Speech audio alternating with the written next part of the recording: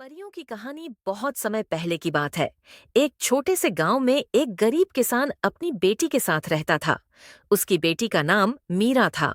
मीरा बहुत दयालु और सुंदर थी, लेकिन उनका जीवन कठिनाइयों से भरा हुआ था। किसान के पास न तो अच्छी फसल होती थी और न ही धन। एक दिन जब मीरा जंगल में लकड़ियां काटने गई, तो उसने एक अनोखा पेड़ देखा। वह पेड़ सोने की तरह चमक रहा था। मीरा पेड़ के पास गई और उसे छूते ही पेड़ से एक सुंदर परी प्रकट हुई।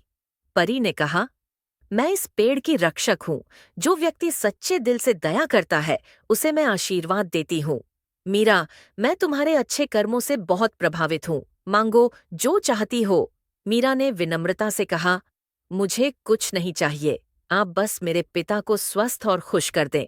परी मीरा की दयालुता से बहुत खुश हुई। उसने कहा, तुम्हारा दिल बहुत बड़ा है, इसलिए मैं तुम्हें 3 इच्छाएं पूरी करने का वरदान देती हूँ। सोच लो और जो चाहो मांग लो। मीरा ने पहली इच्छा मांगी कि उनके गांव में कभी भूख न हो। दूसरी इच्छा थी कि सभी लोग एक दूसरे से प्रेम करें। तीसरी और आखिरी इच्छा थी कि उसके पिता का जीवन सुखमय हो। परी ने उसकी सभी इच्छाएं पूरी कर दीं। जादू से गांव की हर समस्या दूर हो गई। खेतों में फसलें लहराने लगीं, लोग खुशी खुशी रहने लगे और मीरा का पिता पूरी तरह से स्वस्थ हो गया। परी ने कहा, मीरा, तुम्हारी इच्छाओं ने साबित कर दिया कि सच्चे दिल से सोची गई चीजें हमेशा सफल होती हैं। तुम्हारा जीवन अब खुशियों से भरपूर रहेगा। इसके बाद परी गायब हो गई। मीरा और उसके पिता ने अपने सुखमय जीवन का आनंद लिया।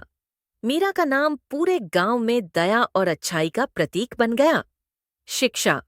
यह कहानी हमें सिखाती है कि दूसरों के भले की कामना और निस्वार्थ प्रेम हमेशा हमें सच्ची खुशी और आशीर्वाद दिलाता है।